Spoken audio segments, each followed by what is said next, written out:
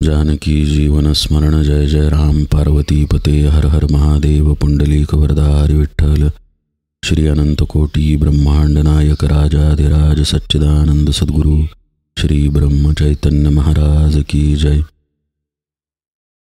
श्री महाराजांच्या सेवेमध्ये आपण मोक्ष लक्षण हा 8व्या दशकातील 7वा समास पाहतोय। काल आपण पाहिलं की ज्या पद्धतीनं रेशीम किडा स्वतःच्याच दोऱ्यामध्ये अडकून गुरफटून मरून जातो, तसं माणसाचं अज्ञानामुळे होतं। देहबुद्धी अभिमान यामुळं कर्ताभाव दृढ होतो।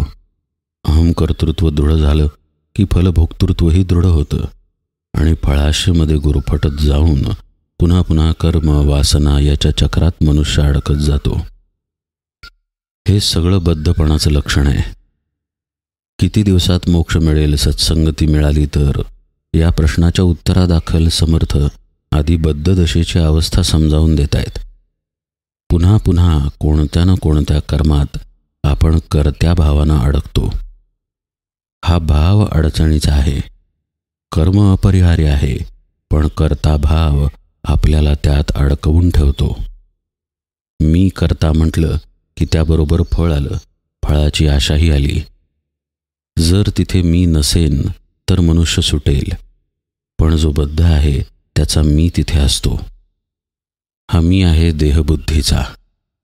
एकामागून एक मनुष्य मग त्यात अडकत जातो आणि याचंच वर्णन पुढे समर्थांनी केलेलं आहे। ते काय म्हणतायत आपण पाहूया। तैसा प्राणी तो अज्ञान, नेणे भगवंताचे ज्ञान, म्हणे माझे जन्म मरण सुटेची ना। तैसा प्राणी म्हणजे कैसा प्राणी, जे आपण मागच्या निरूपणात पाहिलं तसं स्वतःच्याच कोशामध्ये गुरफटून मरणारा। समर्थ म्हणतायत अशा पद्धतीचा प्राणी माझं जन्ममरण कसं सुटत नाही अशी तक्रार करतो, कारण त्यानं भगवंताला जाणलेलं नसतं, म्हणजेच आपलं आत्मस्वरूप जाणलेलं नसतं। 2 मार्ग आहेत। पहिली गोष्ट म्हणजे श्रद्धा ठेवावी लागेल की राम करता आहे, आपण करता नाही। ही श्रद्धा परमार्थ साधनेचा पाया आहे। तुम्ही असं कसं म्हणता, मीच तर करतो आहे, असा वाद जर सद्गुरूंशी घातला तर ज्ञानप्राप्ती कदापि होणार नाही। ज्ञानाच्या पातळीवरून सद्गुरू उपदेश करत आहेत की तू देह नाही आहेस। त्यांच्याशी जर वाद घातला की मी देहच आहे, तर आपले मार्गच बंद झाले। आपण करता नाही हे उदाहरणांनी आपण पाहिलेलं आहे। पुष्कळ गोष्टी आपण विचार करतो पण आपण करू शकत नाही। इतकंच काय, साध्या आपल्या श्वासांवरही आपला काहीही ताबा असू शकत नाही। ताबा असता तर कुणीच मेला नसता। प्रत्येकालाच वाटतं की आपण जिवंत राहावं, पण वेळ आल्यानंतर सगळ्यांनाच देह टाकावा लागतो। आपण खरे म्हणजे करते नाही हे निसर्गही आपल्याला वेगवेगळ्या प्रकारे दाखवून देतो, पण आपल्या अहंकारामुळे आपण ते स्वीकारत नाही। संत ते आधी स्वीकारायला शिकवतात की बाबा रे, झाडाच्या एका साध्या पानावरही तुझी सत्ता नाही आहे, तर तू अभिमानानं वागू नकोस। हे शरीर जे चालत आहे ते भगवंतात वास करत आहे म्हणून चालत आहे, म्हणजे खरा कर्ता हा भगवंत आहे, तू नाहीस। तू या शरीराला मी समजून फसला आहेस। आता हे आधी श्रद्धेनं मानावंच लागतं। ते मानलं तर देहापलीकडच्या मीला अनुभवता येतं। पण अज्ञानी साधकाचं असं नसतं। तो कर्मांमध्ये अडकत जातो आणि पुन्हा तक्रारही करतो की माझं जन्ममरण कसं काय सुटत नाही। तो कशा पद्धतीनं वर्तन किंवा विचार करतोय पहा। समर्थ याचं वर्णन करतायत। आता काही दान करू, पुढल्या जन्माचा आधारू, तेणे सुखरूप संसारू होईल माझा। पूर्वी दान नाही केले म्हणून दरिद्र प्राप्त झाले, आता तरी काही केले पाहिजे की। म्हणून दिले वस्त्र जुने आणि एक ताम्र नाणे, म्हणे आता कोटी गुणे पावेन पुढे। कुशावर्ती कुरुक्षेत्री महिमा ऐकोन दान करी, आशा धरली अभ्यंतरी कोटी गुणांची। रुखा आडका दान केला, अतितास टुक्का घातला, म्हणे माझा ढीग झाला कोटी तुकड्यांचा. कशा कशा कल्पना मनुष्य करतोय पहा. समर्थ वर्णन करतायत. सरळ सरळ ओव्या आहेत. तो कल्पना करतो की या जन्मी आपण काही दान केलं तर पुढच्या जन्मी ते आपल्याला उपयोगी पडेल. पहा बरं का, आशा आहे प्रत्येक कर्मात गुंतलेली. त्या पुण्यानं माझा संसार सुखाचा होईल असं तो म्हणतो. गेल्या जन्मी आपण काही दान केलं नाही, मग आता या जन्मी आपण दरिद्री बनलो आहे, तर आता या जन्मी काहीतरी आपण करायला पाहिजे असा विचार तो करायला लागतो. म्हणजे पुन्हा आपल्या पदरात आलेल्या परिस्थितीला मीच दोषी आहे असा भाव तो अंतरात वागवतो. या अभिमानामुळे त्याची अधोगती कशी होत जाते पहा. मग आता काहीतरी दान करायचं. काय करायचं तर मग एक जुनं वस्त्र किंवा एक तांब्याचा पैसा तो काढतो आणि दान करतो. आणि मनात त्याची कल्पना अशी करतो की पुढच्या जन्मी याचं कोटीपटीनं फळ आपल्याला मिळेल. कशी फळाशा येऊन चिकटली पहा. आधी तो अभिमानाचा देहबुद्धीचा मी आहे म्हणूनच ही फळाशा येऊन चिकटलेली आहे. काहीतरी हेतू आहे प्रत्येक कर्माच्या मागे. काही तीर्थे आहेत, कुशावर्त तीर्थ, कुरुक्षेत्र. त्या तीर्थांचा महिमा ऐकलेला असतो की त्या तीर्थांमध्ये जर दान केलं तर कित्येक पटींनी फळ मिळतं. मग तो त्याच आशेनं त्या तीर्थांना दान करायला जातो. त्या क्षेत्रात जाऊन दान करायचं आणि मनात आशा धरायची की पुढच्या जन्मी कोटीपटीनं या दानाचं फळ मिळणार आहे. मग एखादा पैसा किंवा अडका दान देतो आणि अतिथीला एखादा भाकरीचा तुकडा खायला घालतो आणि मनात विचार करतो की पुढच्या जन्मी तुकड्यांची रास आपल्याला मिळेल. एका कर्मातून दुसरं कर्म, दुसऱ्या कर्मातून तिसरं कर्म आणि प्रत्येक कर्मातून आशा, इच्छा याची वाढच. वासनेमध्ये गुंतत जाणं हा क्रमच पाठीमागे लागतो. पुढे पहा समर्थ काय म्हणतायत. तो मी खाईन पुढीले जन्मी ऐसे कल्पी अंतर्यामी. ज्या दान केल्याचं फळ म्हणून मला तुकड्यांची रास मिळणार आहे त्याचा उपभोग मी पुढच्या जन्मी घेईन. वासना गुंतली जन्मकर्मी प्राणियाची. आत्ताचं कर्म पुढच्या जन्माला नेऊन जोडलं. पुढच्या जन्मी आपण ते तुकडे खाऊ. ही सगळी भ्रामक कल्पना आहे. अशा प्रकारे जन्म घेण्यात आणि कर्मांमध्ये माणसाची वासना गुंतून राहते.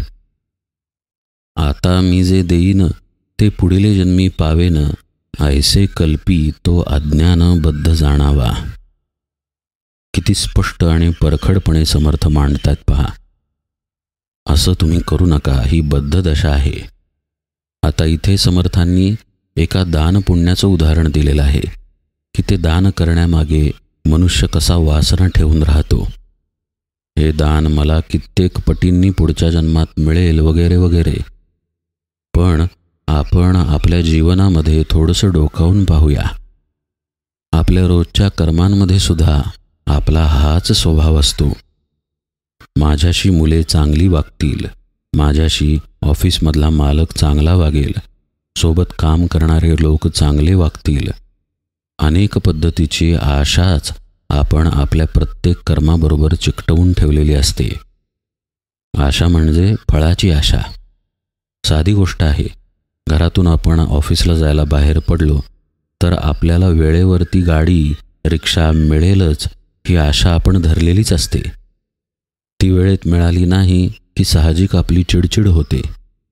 स्वतःची जरी गाडी असली तरीही आपली आशा असते की आपण जाईपर्यंत आपल्याला फारसं ट्रॅफिक लागणार नाही, फारशी रहदारी आडवी येणार नाही. पण समजा दैवयोगानं रहदारी आलीच तर मात्र मग आपली चिडचिड होते. का तर आशा ठेवलेली असते रहदारी येणार नाही म्हणून.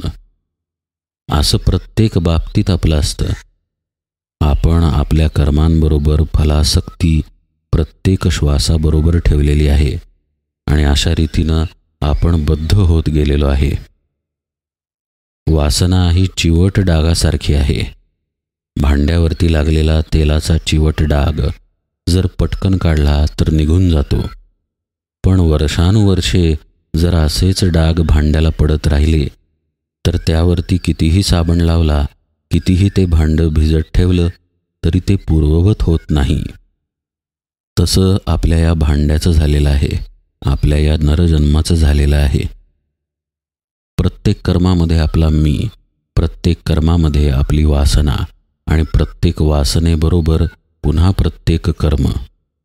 या चक्रात अडकल्यानं साहजिकच आपण जन्ममरणात अडकून आहे. मग आता याला उपाय एकच आहे की कर्म करूनही कर्मांपासून अलिप्त राहणं. तेलाचा डाग पडला रे पडला की लगेच साबणानं स्वच्छ करणं. साबण आहे भगवंताच्या नामाचा, साबण आहे आत्मबोधाचा की खरा मी हा आत्मस्वरूप आहे. आता हे जमण्यासाठी त्या पद्धतीचा अभ्यास आवश्यक आहे. अभ्यासाशिवाय हे जमणं कदापि शक्य नाही. नकळतपणे आपण कर्म करत असतो. हे निरूपण ऐकत असतानाही श्वास घेण्याचं कर्म आपण करतच आहे. तिथेही आपला मीपणा आहे. इतका खोल तो गेलेला असल्यानं प्रत्येक श्वासाबरोबर त्याला बाजूला करण्याचा अभ्यास केला पाहिजे. आणि हा अभ्यास तोपर्यंतच केला पाहिजे जोपर्यंत आपण या नरदेहामध्ये आहोत. समर्थ पुढे काय म्हणतायत पहा. गर्भवास नरदेही घडे, ऐसे हे सर्वथा न घडे, अकस्मात भोगणे पडे पुन्हा नीच योनी. मृत्यू जर आला तर पुन्हा आपल्याला नरदेहच मिळेल याची काही शाश्वती नाही. अकस्मात नीच योनी भोगावी लागते असं समर्थ म्हणतायत. म्हणजे काय तर पुन्हा नरदेह मिळेल याची शाश्वती नसल्यामुळं आत्ता जर मिळालेला आहे तर त्याचं सार्थक करणं गरजेचं आहे. ऐसा निश्चयो शास्त्रांतरी बहुती केला बहुता परी, नरदेह संसारी परमदुर्लभ असे. सगळ्या शास्त्रांनी हाच विचार समोर मांडलेला आहे की हा नरदेह अत्यंत दुर्लभ असा आहे. शास्त्र ही गोष्ट निश्चयानं सांगतात. पाप पुण्य समता घडे तरीच नरदेह जोडे, एरवी हा जन्म न घडे हे व्यास वचन भागवती. भागवतामध्ये व्यासांनी स्पष्टपणे सांगितलेलं आहे की पाप पुण्य जर समान झालं तरच नरदेहाची प्राप्ती होते. पापकर्म अधिक झालं तर नीच योनी प्राप्त होते आणि पुण्यकर्म अधिक झालं तर ऊर्ध्व योनी प्राप्त होते. पण नरजन्म प्राप्त होण्यासाठी पाप पुण्य समसमान असावं लागतं. आता जर सूक्ष्मपणे विचार केला तर गणना कोण करणार की आपण किती पुण्य केलं आणि किती पाप केलं. प्रत्येक कर्मामध्ये आपलं लक्ष आहे कुठे. म्हणूनच जो पुढचा श्वास आहे तो सजगतेनं घेणं गरजेचं आहे. जे पुढचं कर्म आहे ते सजगतेनं करणं गरजेचं आहे. तेवढंच आपल्या हातात आहे. कालपर्यंत अगदी मागच्या क्षणापर्यंत आपल्या हातून जे घडलं त्याबद्दल आपण काही करू शकत नाही. पण पुढचं कर्म आपण कसं करणार, भगवन नामामध्ये करणार, आपला कर्ता भाव टाकून करणार की आपल्या कर्त्या भावानं लिप्त होऊन करणार, याचं स्वातंत्र्य आपल्याला आहे. म्हणून तर समर्थ बद्ध दशा सांगतायत. कारण मोक्षापर्यंत जाण्यासाठी आपली कर्मे पहिल्यांदा आपल्याला सांभाळावी लागतात. सद्गुरुपदिष्ट साधना करतोय पण प्रत्येक कर्मामध्ये अभिमान आहे, अहंकार आहे, अहम कर्तृत्व आहे, मी करता असा अभिमान आहे, तर ती साधना फलित कशी होणार. कदाचित उद्या त्या साधनेमध्येही अभिमानच येईल की मी साधन करतो. त्यामुळे आधी हा कर्ता भाव टाकणं गरजेचं आहे. हा जो कर्ता भाव आहे त्यामुळेच पाप पुण्याची शिदोरी बरोबर आलेली आहे. आता ती समान झाली तर नरजन्म मिळणार या हिशोबात जाण्यापेक्षा पुढच्या कर्माकडे लक्ष देणं सोपं नाही का. म्हणून साधकानं नामामध्ये राहावं, साधकानं आपल्या आत्मस्वरूपाच्या स्मरणामध्ये राहावं. हे भान ठेवावं की आपण देह नाही आहे, आपण आत्मा आहे. समर्थ एके ठिकाणी स्पष्ट म्हणतात, अहम आत्मा हे कदापि विसरू नये. पुढे समर्थ काय म्हणतायत पहा. नरदेह दुर्लभ अल्पसंकल्पाचा लाभ, गुरु कर्णधारी स्वयंभ सुख पाववी. एका श्लोकाचा आधार घेऊन समर्थांनी पुढे हा उपदेश केलेला आहे की नरजन्म खरोखरच दुर्लभ आहे, पण ही गोष्ट सत्य आहे की तो वासनेमुळे प्राप्त झालेला आहे. तर आता तो प्राप्त झाल्यावर सद्गुरूंवरती सोपवावा, सद्गुरूला कर्णधार करावं असं समर्थ म्हणतायत. गुरु हा नावाडी आहे किंवा मार्गदर्शक आहे. त्याच्या वचनानुसार जर आपण गेलो, त्याच्या उपदेशानुसार जर आपण हा जन्म घालवला तर नरजन्माचं सार्थक होईल. जरी पापपुण्य समान होऊन नरजन्म मिळालेला असला, दुर्लभ असा नरजन्म मिळालेला असला, तरीही तो प्राप्त वासनेमुळेच झालेला आहे. त्यामुळं वासनेला सांभाळून असावं. आणि हे आपल्या एकट्याचं कर्तृत्व नाही, हेच समर्थ यातून सुचवतायत.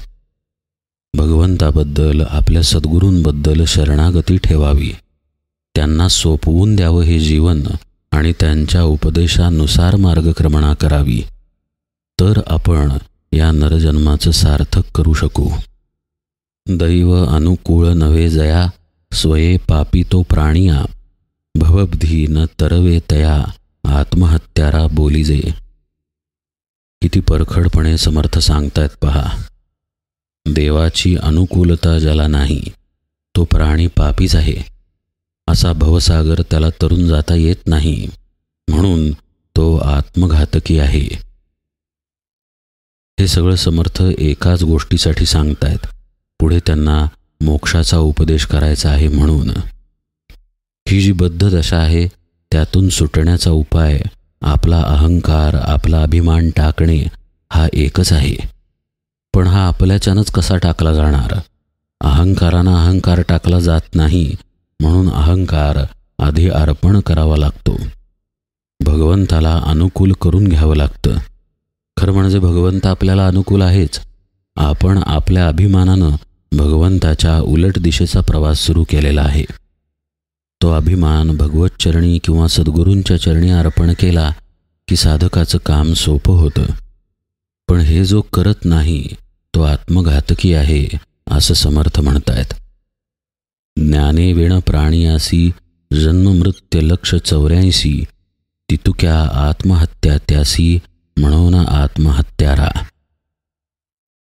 प्रत्येक योनीमध्ये एक प्रकारे आपण आत्महत्याच करतो, जर आपण ज्ञानापर्यंत पोचलो नाही तर. या नरजन्मामध्येही आपण ज्ञान जर प्राप्त केलं नाही, म्हणजेच आत्मज्ञान, तर एक प्रकारे ती आत्महत्याच आहे हे समर्थांना सुचवायचं आहे. ज्या उद्देशासाठी जन्म मिळालेला आहे त्या उद्देशाला साध्य केलं नाही तर जन्म फुकटच गेला नाही का? पंढरपूरला गेलो पण पांडुरंगाच्या दर्शनालाच गेलो नाही तर पंढरपूरला जाऊन उपयोग काय? त्यापेक्षा पंढरपूरला न गेलेलं बरं नाही का? नरजन्मामध्ये येऊन जर आत्मज्ञान मिळवलं नाही तर आत्महत्याच नाही का? असं समर्थ सांगत आहेत. पुढे ते म्हणतात, नरदेही ज्ञाने विण, कदान चुके जन्म मरण, भोगणे लागती दारुण, नाना नीच योनी. अर्थ स्पष्ट आहे. नरदेह प्राप्त होऊनही जर ज्ञान प्राप्त झालं नाही तर मग मनुष्य जन्म मरणातून सुटू शकत नाही. मग त्याला कोणती योनी नंतर भोगावी लागेल याची शाश्वतीही नाही. मगाशी पाहिलं त्याप्रमाणे पाप अधिक असेल तर नीच योनी, पुण्य अधिक असेल तर ऊर्ध्व योनी. पण मनुष्य जन्म मिळेलच याची शाश्वती नाही. आणि मिळूनही जर ज्ञानप्राप्ती करता आली नाही तर मग ती आत्महत्याच. मग समर्थ म्हणतायत, अशा माणसाला नीच योनी भोगावी लागेल. रीस मरकट श्वान सुकर, अश्व वृषभ म्हैसाखर, काक कुरकुट जंबुक मार्जर, सरड बेडूक मक्षिका इत्यादिक नीच योनी ज्ञान नसता भोगणे जनी, आशा धरी मूर्ख प्राणी पुढल्या जन्माची. अस्वल, माकड, कुत्रा, डुक्कर, घोडा, बैल, रेडा, गाढव, कावळा, कोंबडा, कोल्हा, मांजर, सरडा, बेडूक, माशी अशी नावं समर्थांनी दिलेली आहेत. समर्थ म्हणतायत, या प्रकारच्या नीच योनींमध्ये मनुष्याला जावं लागेल जर त्यानं ज्ञान प्राप्त करून घेतलं नाही तर. अशी वस्तुस्थिती असताना मनुष्य पहा कल्पनांचे इमले रचतो. अमुक अमुक दान करेन म्हणजे पुढच्या जन्मी कोट्यावधी पटींनी ते भोगेन. समर्थ म्हणतायत असे लोक मूर्ख आहेत जे पुढच्या जन्माची आशा धरतात. पुढे पहा ते काय म्हणतायत. हा नरदेह पडता तोची पाविजे मागुता, ऐसा विश्वास धरिता लाज नाही. कोण पुण्याचा संग्रहो, जे पुन्हा पाविजे नरदेहो, दुराशा धरिली पाहो पुढील जन्माची. ऐसा मूर्ख अज्ञान जन, केले संकल्पे बंधन, शत्रू आपणासे आपण होऊन ठेला. अतिशय स्पष्ट आणि परखड या ओव्या आहेत. समर्थ म्हणतात हा नरदेह पडल्यानंतर असाच नरदेह मानवदेह पुन्हा मिळेल असा भरोसा धरणाऱ्याला लाज कशी वाटत नाही. समर्थ म्हणतायत आपल्याजवळ असा कोणता पुण्याचा साठा आहे की ज्याच्या बळावर आपल्याला पुन्हा नरदेह मिळेल.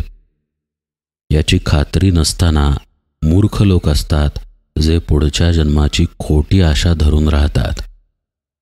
असे मूर्ख अज्ञानी लोक आपल्याच संकल्पानं आपल्या स्वतःला बांधून घेतात आणि अशा रीतीनं स्वतःचे शत्रू बनतात. समर्थांचा निर्देश केवळ आणि केवळ आपल्या देहबुद्धीकडे आहे. या देहबुद्धीमुळंच आपला घात झालेला आहे. पुढे आता समर्थांनी काय विवरण केलेलं आहे ते आपण यथावकाश पाहूया. आज निरूपण सेवेला इथेच विराम देतो. जानकी जीवन स्मरण जय जय राम.